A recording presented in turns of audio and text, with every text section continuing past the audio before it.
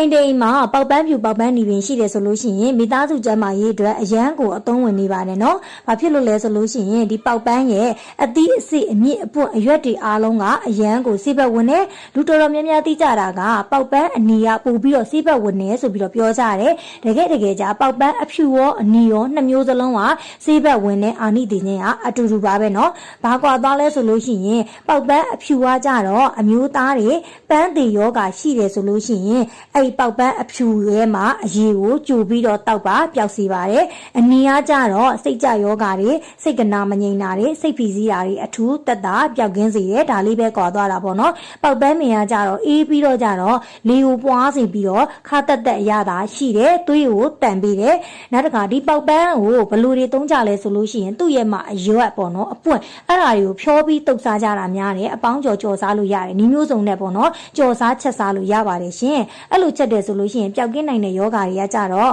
တက်တဲ့ကလေးလေးတွေဆိုလို့ရှိရင်အရွက်ကိုထောင်းမှတက်ထုအရည်နဲ့ဂျင်းလေးဒါမှမဟုတ်လို့ရှိရင်ချက်သွင်ပြူနဲ့ပေါင်းဆက်ပြီးတော့ရှူပေးရမယ်ကြီးပေါင်းဖြစ်တဲ့သူတွေအယိုးအစစ်နာတဲ့သူတွေဆိုလို့ရှိရင်လည်းအထူးတက်တာပျောက်ကင်းစေတယ်ဒီပေါက်ပန်းရဲ့မှာအရွက်တွေအပွင့်တွေကိုတုပ်စားတော့ကြော်စားမယ်ဆိုလို့ရှိရင်သဲကြီးယောဂအစာအိမ်ယောဂနာရီယောဂ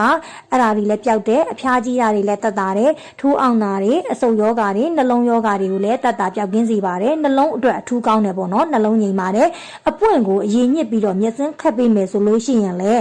မျက်စိမှုန်တာမျက်စိဝေးတာတိမ်ဆွဲတာကြက်မျက်တင်ယောဂတွေကမစားကြည်လင်ပြီးတော့တက်တာပျောက်ကင်းစေတယ်နော်သူ့ရဲ့အမြစ်ကိုရေးစင်အောင်စေထောင်းထုပြီးတော့မီးလေးပြမယ်ပြီးရင်အစင်းမြစ်ရောင်ရမ်းတာတွေကြိုက်ခဲတာတွေဖြစ်လို့ရှိရင်စုပ်နေပြီးတော့လိမ့်ချန်ပေးလို့ရတယ်အထူးသဖြင့်လေးဘက်နာသမားတွေလိမ့်ပေးလို့ရပါတယ်ရှင်ဒီပေါက်ပန်းရဲ့မှာအရွက်ဒါမှမဟုတ်လို့ရှိရင်အပွင့်ကိုထောင်းထုမယ်အရင်ညစ်ပြီးလို့ရှိရင်ခေါင်းမကိုက်တဲ့ဘက်ကနှာခေါင်းနဲ့ရှူပေးမယ်အဲ့ဒါဆိုရင်ခေါင်းတစ်ချမ်းကိုက်တာတွေလည်းတက်တာပျောက်ကင်းစေတယ်နော်အရွက်ကိုငရုတ်ကောင်းနားကျင်ငယ်ရည်နဲ့ကြိတ်ပြီးတော့ရှူပေးမယ်ဆိုရင်လည်းဝါယူနာယောဂလည်းပျောက်စေပါတယ်တုပ်ကွေးနဲ့အဖျားယောဂတွေအတွက်ကောင်းတယ်အေးခါတဲ့ပါဝင်တဲ့အတွက်ကြောင့်မလို့အပူမှန်သမျှကိုလည်းငြင်းနဲ့ကြောက်ကဲတလိမ့်နဲ့လေယောဂတွေအတွက်လည်းအထူးတက်တာစေတယ်နော်အထူးတက်တာစေတာကတော့အမျိုးသမီးတွေမိရဲ့သေးဆုံးကယောဂအတွက်လည်းအထူးကောင်းမွန်တဲ့အတွက်ကြောင့်မလို့ဒီပေါက်ပန်းကိုနေ့စဉ်နေ့တိုင်းကြော်စားတုပ်စားလို့ရပါတယ်ရှင်အားလုံးပဲကျန်းမာလာပါတဲ့ဘဝကိုပိုင်ဆိုင်ကြပါစေနော်